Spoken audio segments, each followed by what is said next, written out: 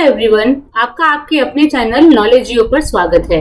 आज के वीडियो में हम इंडियन ज्योग्राफी के कुछ ऐसे क्वेश्चंस डिस्कस करेंगे जो आपके कमिंग एग्जाम्स के लिए बहुत ही हेल्पफुल होंगे और ये क्वेश्चंस आपकी तैयारी में हेल्पफुल रहेंगे। तो चलिए वीडियो में आगे बढ़ते हैं और देखते हैं पहला क्वेश्चन क्या है। तो आज के वीडियो का पहला क्वेश्चन है, the Western Ghats are known for their rich biodiversity. Which state has the highest number of biodiversity hotspots in the Western Ghats? पश्चिमी घाट अपनी समृद्ध जैव विविधता के लिए जाना जाता है। पश्चिमी घाट में किस राज्य में जैव विविधता हॉटस्पॉट की संख्या सबसे अधिक है? तो इस क्वेश्चन का राइट आंसर है कर्नाटका। वेस्टर्न घाट्स में कर्नाटका में सबसे ज्यादा बायोडाइवर्सिटी हॉटस्पॉट्स हैं, क्योंकि अगर हम एरिया वाइज देखते हैं तो कर्नाटका में वेस्टर्न घाट का सबसे ज्यादा पोर्शन आता है, इसलिए यहाँ पे बायोडाइवर्सिटी हॉटस्पॉट सबसे ज्यादा हैं।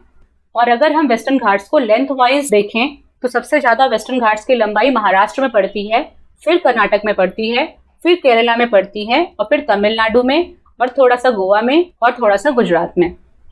तो एरिया वाइज सबसे ज्यादा वेस्टर्न घाट का पोर्शन कर्नाटक में पड़ता है और लेंथ वाइज सबसे ज्यादा पोर्शन महाराष्ट्र में पड़ता है। Next question, the Aravalli range is located in which Indian state? Aravalli range किस भारतीय राज्य में स्थित है? तो इस क्वेश्चन का राइट आंसर है राजस्थान। अरावली रेंज उत्तर पश्चिमी भारत में एक पर्वत श्रृंखला है जिसकी लंबाई लगभग 692 किलोमीटर है। अरावली रेंज 4 स्टेट्स में फैला हुआ है, राजस्थान, गुजरात, हरियाणा और Delhi.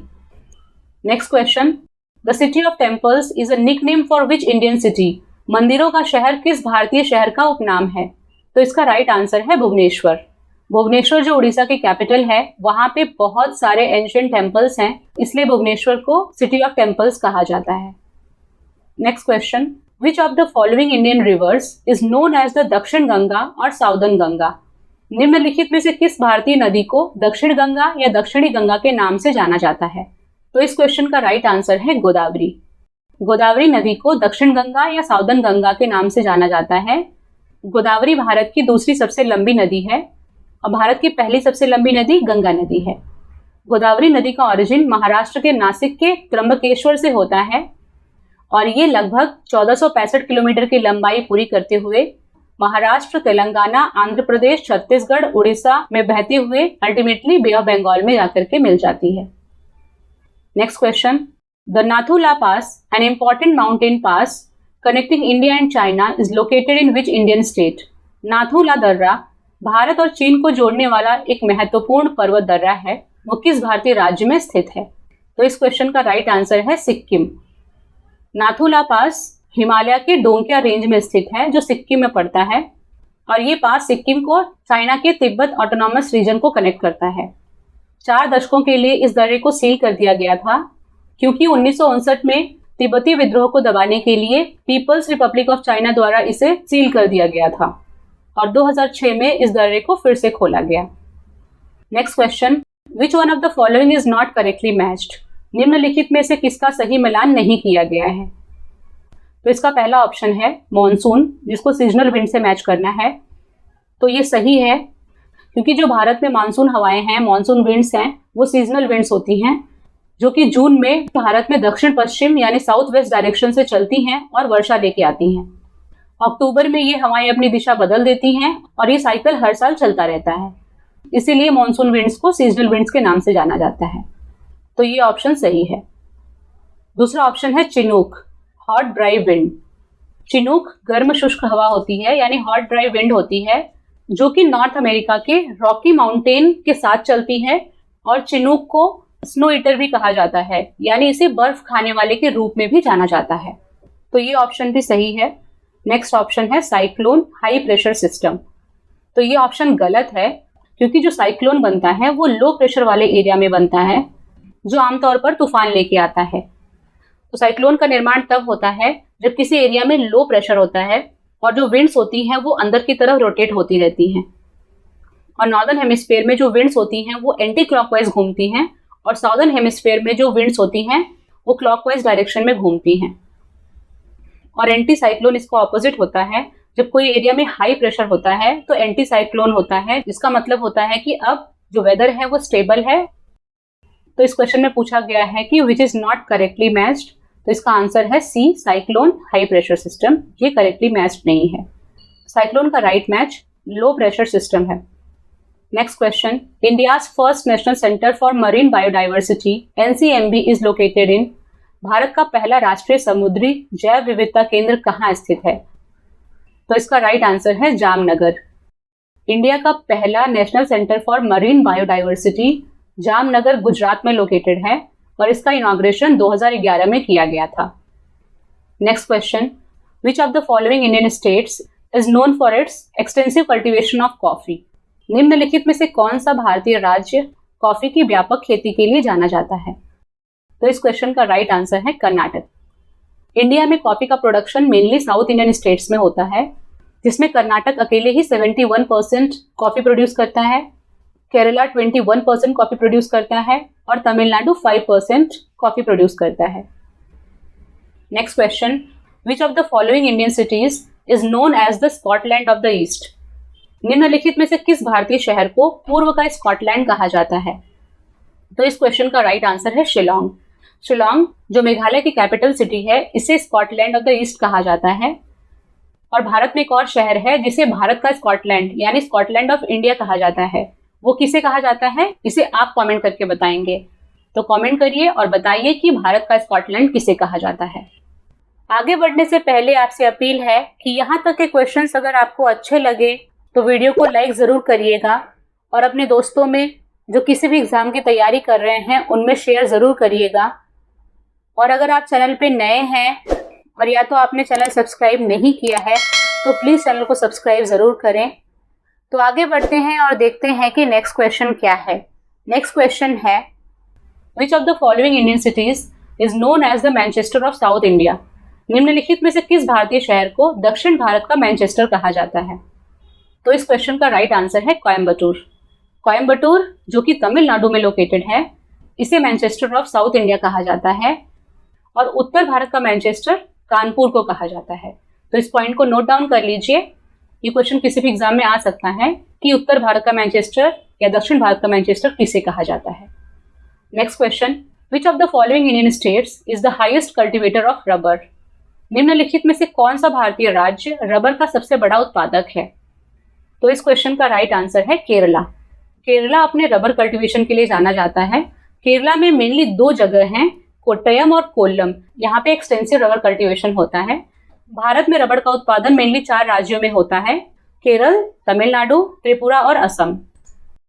Next question, which of the following factors primarily determine the formation of rain shadows in mountainous regions. निम्नलिखित में से कौन सा कारक मुख्य रूप से पहाड़ी क्षेत्रों में वर्षा छाया के गठन को निर्धारित करता है? तो सबसे पहले हम ये समझते हैं कि रेन शैडो क्या होता है। मान लीजिए एक पहाड़ है और यहाँ से मॉनसून विंड्स आ रही हैं, तो ये जो विंड्स हैं ये पहाड़ से टकराएंगी और यहीं पे बारिश कर देंगी। वो विंड्स माउंटेन के इस साइड पे नहीं जा पाएंगी, तो यहाँ पे बारिश नहीं होगी। तो जिस साइड पे बारिश होती है उसको विंडवर्ड साइड कहेंगे और पहाड़ के दूसरे साइड में जहाँ पे बारिश नहीं हो रही है उसे लीवर्ड साइड कहेंगे। तो यहाँ पे पहाड़ के एक साइड पे बारिश हो रही है और दूसरे साइड पे बारिश नहीं हो रही है। जहाँ पे पहाड़ की हाइट की वजह से मॉनसून विंड्स नहीं पहुंच पा रहे हैं और वहां बारिश नहीं कर पा रहे हैं, उस एरिया को रेन शैडो एरिया कहा जाता है। तो अब इस क्वेश्चन के ऑप्शंस देख लेते हैं। तो जो हवा की दिशा है यानी जो विंड की डायरेक्शन है वो डिटरमिन करती है कि कौन सा एरिया रेन शैडो के रूप में इमर्ज करेगा। तो इस क्वेश्चन में जो ऑप्शन बी है प्रिवेलिंग विंड डायरेक्शन यानी प्रचलित हवा की दिशा, ये इसका राइट आंसर है। Next question, the concept of El Nino phenomenon is associated with. El Nino घटना किस अवधारणा से जुड़ा हुआ है? एल नीनो बेसिकली क्या होता है, ये एक्चुअल में क्लाइमेट पैटर्न है जो पूर्वी प्रशांत महासागर में यानी ईस्टर्न पैसिफिक ओशन में होता है। एक फेनोमेना है जिसे एल नीनो साउदर्न ऑसिलेशन कहते हैं। उसके 2 पार्ट्स हैं, एल नीनो और ला नीना है। ये दोनों एक्चुअल में क्लाइमेट पैटर्न है जो कि ईस्ट पैसिफिक ओशन में होता है। तो एल नीनो क्या है, एक वार्म फेज है और ला नीना कोल्ड फेज है। तो जो एल नीनो है जिसमें जो सरफेस वाटर है वो अनयूजुअल तरीके से गर्म हो जाता है और इसी का ऑपोजिट ला नीना है जिसमें अनयूजुअल कूलिंग हो जाती है सरफेस वाटर की। और ये जो इवेंट है यानी जो एल नीनो इवेंट है ये 2 से 7 साल के बीच में कभी भी हो सकता है। ये रेगुलर नहीं होता, ये इरेगुलर होता है। तो जो एल नीनो है वो ओशन करंट से रिलेटेड है। तो इस क्वेश्चन का राइट आंसर है ओशन करंट्स, महासागरीय धाराएं। Next question, which of the following is not a green house gas? निम्नलिखित में से कौन सा ग्रीन हाउस गैस नहीं है?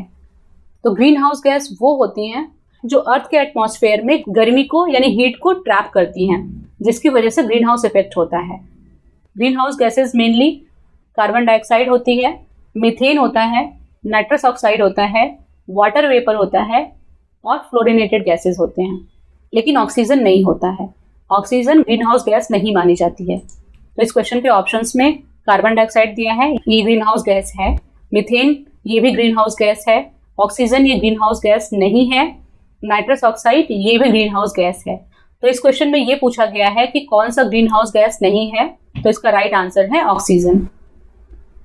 Next question, the term monsoon trough refers to. मानसून गर्त शब्द का अर्थ है गर्मियों के मौसम में इंडियन ओशन के ऊपर यानी हिंद महासागर के ऊपर एक कम दबाव वाला क्षेत्र बनता है, यानी एक लो प्रेशर सिस्टम बनता है, और वहां पर जो नमी भरी हवाएं होती हैं यानी मॉइस्चर लेडन विंड्स होती हैं वो कन्वर्ज होती हैं, यानी जो लो प्रेशर एरिया बना है वो एक फोकल पॉइंट का काम करता है और जिसकी वजह से मॉनसून को ऑनसेट होता है। और यही जो लो प्रेशर वाला एरिया है उसे मॉनसून ट्रफ कहते हैं। और ये जो मॉनसून ट्रफ है ये मॉनसून के आने के टाइम पर ही देखा जाता है। और monsoon trough inter tropical convergence zone यानी ITCZ का एक हिस्सा है जहां पे नॉर्दर्न हेमिस्फेयर के और साउदर्न हेमिस्फेयर की विंड्स आकर के मिलती हैं। तो इस क्वेश्चन का राइट आंसर है B, the low pressure belt over the Indian ocean during summer. Next question, which of the following is not a primary factor influencing soil formation? निम्नलिखित में से कौन सा मिट्टी के निर्माण को प्रभावित करने वाला प्राथमिक कारण नहीं है? सॉइल फॉर्मेशन में यानी मिट्टी के निर्माण में 5 फैक्टर्स होते हैं जो इंपॉर्टेंट होते हैं। पहला है पेरेंट रॉक, यानी एक पेरेंट रॉक होना चाहिए जिससे मिट्टी बनेगी। दूसरा है रिलीफ, यानी एल्टीट्यूड या फिर स्लोप हो जो ये निश्चित करता है कि मिट्टी कहाँ पे इकट्ठी होगी। तीसरा है फ्लोरा, फौना और माइक्रो ऑर्गेनिजम्स जो ह्यूमस फॉर्मेशन को अफेक्ट करता है। चौथा है टाइम, टाइम ये डिसाइड करता है कि सॉइल की थिकनेस क्या होगी। और पांचवा फैक्टर है क्लाइमेट, यानी टेम्परेचर क्या है, कितना रेनफॉल होता है, ये सारी चीज़ें सॉइल फॉर्मेशन को डिसाइड करती हैं। तो इस क्वेश्चन के ऑप्शन में पेरेंट मटेरियल ये सही है, ये फैक्टर सॉइल फॉर्मेशन के लिए ज़रूरी है। टाइम ये फैक्टर भी इन्फ्लुएंस करता है, क्लाइमेट ये फैक्टर भी इन्फ्लुएंस करता है, लेकिन जो सॉइल एसिडिटी है ये सॉइल फॉर्मेशन को इन्फ्लुएंस नहीं करता है। तो इस क्वेश्चन का राइट आंसर है soil acidity. Next question, which of the following mountain ranges is not a result of continental collision? निम्नलिखित में से कौन सी पर्वतीय श्रृंखला महाद्वीपीय टकराव का परिणाम नहीं है? तो इस क्वेश्चन का राइट आंसर है एंडीज। जो एंडीज पर्वत है वो एक्चुअल में सबडक्शन की वजह से फॉर्म हुआ है। सबडक्शन वो प्रोसेस है जहाँ पे एक ओशनिक प्लेट और एक कॉन्टिनेंटल प्लेट के कॉलिजन से एक माउंटेन का निर्माण होता है। तो एंडीज माउंटेन के केस में नाज़का प्लेट जो ओशनिक प्लेट है और साउथ अमेरिकन प्लेट जो एक कॉन्टिनेंटल प्लेट है, इन दोनों के टकराव से एंडीज माउंटेन का निर्माण हुआ है। और बाकी तीनों कॉन्टिनेंटल कोलिजन के रिजल्ट हैं। इन माउंटेन्स के फॉर्मेशन में 2 कॉन्टिनेंटल प्लेट्स कोलाइड हुए और इनका निर्माण हुआ। तो इस क्वेश्चन में ये पूछा गया है कि कौन सा माउंटेन रेंज कॉन्टिनेंटल कोलिजन का रिजल्ट नहीं है, तो इसका राइट आंसर है Andes. Next question, which of the following Indian states experiences the phenomenon of Shola forest? निम्नलिखित में से कौन सा भारतीय राज्य शोला वनों की घटना का अनुभव करता है? शोला फॉरेस्ट मेनली वेस्टर्न घाट्स में पाए जाते हैं और वेस्टर्न घाट्स में भी मेनली केरला और कर्नाटक वाले एरिया में पाए जाते हैं और ईस्टर्न घाट्स के तमिलनाडु वाले एरिया में पाए जाते हैं। इन जंगलों की खासियत ये होती है कि यहाँ पे माउंटेन घास के मैदान शामिल होते हैं जो कि एक शोला ग्रासलैंड कॉम्प्लेक्स यानी एक मोज़ैक फॉर्म करते हैं। तो इस क्वेश्चन में ऑप्शंस हैं कर्नाटक, केरला और तमिलनाडु। तो इन तीनों जगहों पे शोला फॉरेस्ट पाए जाते हैं, तो इसका राइट आंसर है all of the above. Next question, which of the following is not a Ramsar site in India? निम्नलिखित में से कौन सा भारत में रामसर स्थल नहीं है? रामसर साइट वो होते हैं जिनको रामसर कन्वेंशन के तहत आर्द्र भूमि स्थल के अंतर्गत रखा गया है और भारत में एट प्रेजेंट 80 रामसर साइट्स हैं। तो इस क्वेश्चन के ऑप्शंस देख लेते हैं। केवलादेव नेशनल पार्क ये एक रामसर साइट है। सुंदरबंस नेशनल पार्क ये भी रामसर साइट है। सुल्तानपुर नेशनल पार्क ये हरियाणा में लोकेटेड है, ये भी एक रामसर साइट है। और नंदा देवी नेशनल पार्क ये रामसर साइट नहीं है, तो इस क्वेश्चन का राइट आंसर है नंदा देवी नेशनल पार्क।